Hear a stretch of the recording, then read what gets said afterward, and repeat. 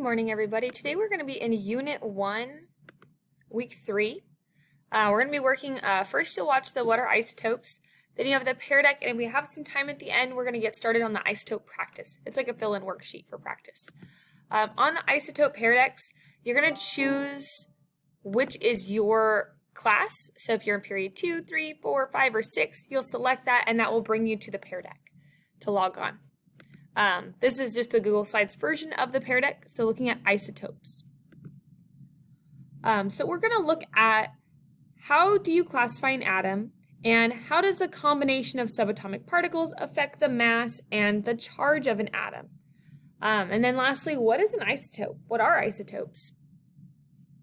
We're going to look at, and we know so far about protons, neutrons, and electrons. Those are our particles. We know our protons are positive, our neutrons are neutral, and our electrons are negative. So here it says, click on the image above to go to the simulation page, and then click on the center of the box that says symbol like this. So you can click here, and it goes to build an atom. And you want to go to the symbol one. So you'll click on that one, and it'll bring you to the symbol one. Build these atoms. So use the simulation to build. This is called carbon 12, carbon 13, and carbon 14. The top number is the mass. The bottom number is the number of protons down there. So if we want to build carbon, carbon has an atomic number of 6.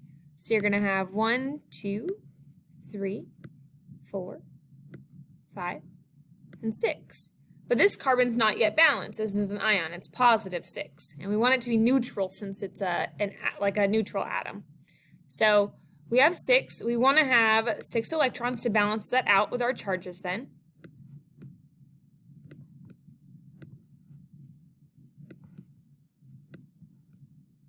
You got to drag the things all the way up or else it's getting angry with me.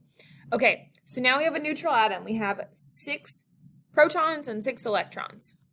So neutral charge over here, our mass is 6, and we want the mass to be 12, 13, 14. So if I change the protons, that not only changes the mass, but that also changes the atom. So 6 has to be our protons.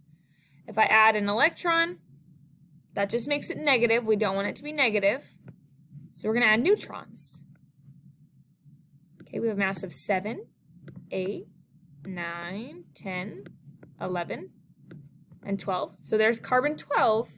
So let's do carbon 13 now. So we added 1 extra neutron.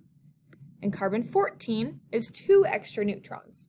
So to change our mass for the isotopes, to make it heavier, you're going to add neutrons. Or to make it lighter, you would take away. So 14 to 13, you lose a neutron. But if I take away a proton, that becomes boron. So if you change protons, that will change the identity of the atom. These boxes represent the isotope symbols. Which of these numbers also show up as a whole number on the periodic table? So on your table, look at, is it carbon 12, 13, or 14? So look on your table, look under 6, and carbon's going to be on the right-hand side if you're looking at your table to identify which one of these 3 is on your table. That one is the most abundant of the isotopes. Next it says build an oxygen atom. So why should someone be wrong if they said that some oxygen atoms have 16 protons? So think back. If something has 16 protons, that's its atomic number, look on your table what element that has to be if it's 16 protons versus a mass of 16. So on the periodic table, oxygen has 8 protons, and it has a mass of 16. So on your thing here, we have 1, 2, 3, 4, 5, 6 protons. So here's 7 protons, and here's 8. So that makes our oxygen. If we add another one, 9 would turn into fluorine. Another proton, that'd be 10. So we don't want to add protons to that oxygen, but we do now want to add some electrons. So we want to balance this out. 8 is correct. Oxygen has a mass of 16. So we want to add our neutrons. Oops, not our protons. And then you want this positive to go away because that means now you have 8 protons and only 6 electrons, and you want those to be the same number. So you're going to add more electrons to create a neutral atom. So now we have a neutral atom. So oxygen has 8 protons, 8 electrons, and then this one here, in this case, 16 minus 8, has 8 neutrons. If you add neutrons, remember that's what changes the mass. Neutrons are what change the mass. Protons change the whole identity. Electrons will affect the charge. So you'll continue down your pair deck. On 7 here, in the isotope symbol of each atom, there is a subscript or a raised number. It is called the mass number. So in our case, on this one, the mass is at the top of the simulation. On the periodic table, it's on the bottom. The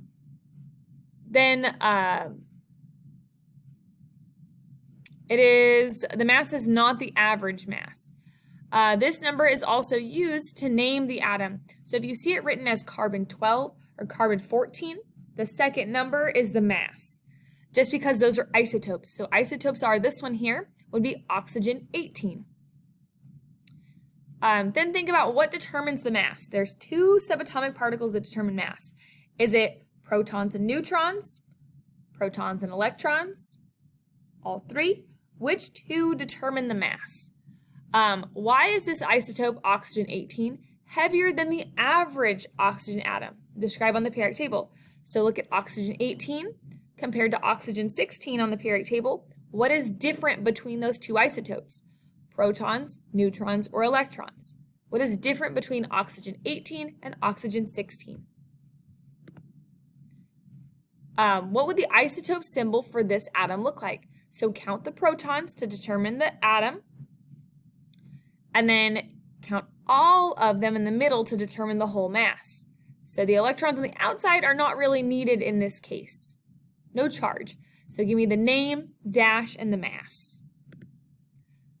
Same thing for this one. How would you write the name? So 1, 2, 3, 4, 5. There's 5 positives. So look on your periodic table for atomic number 5. And it has a mass of 5, 6, 7, 8, 9, 10, 11. So you would put the name, dash, 11. Consider these isotopes of magnesium, and then write a definition of the isotope using your evidence from the model, and use magnesium in your explanation. So what is an isotope? Think to yourself here. So we have magnesium 24, magnesium 25, and magnesium 26. You can look at the particles inside to see what determines what it is. And that is the end of your pair deck POGIL. Once you guys finish that, you'll type out your responses. Yours will have a side response that you can type on, put text on, or draw on. And then once you're done on Schoology, that should give you enough time to go ahead and work on the isotope practice. And the isotope practice is just filling out a chart for practice. So what is the atomic number? Write what the atomic number is. What is mass number? How would you find that? What equals the mass? Atoms are neutral because blank equals blank. What 2 particles are always the same number? Here's a definition of isotopes for you guys. And then here's a little practice to fill in. So this says lithium 7, so element name and the mass. So lithium, you'll find on the table. The top number will give you the atomic number. Your mass is the number it gave you right now, so 7. So you plug 7 in here. Protons is equal to your atomic number, and so is electrons. So this one, a lot of the numbers are similar. Atomic, protons, and electrons should all 3 be the same. The only thing that's going to be a different number are potentially your neutrons and your mass number. And you'll fill out all of the light gray, blue blanks here, and then go ahead and hit submit on your assignment. And that is it for today.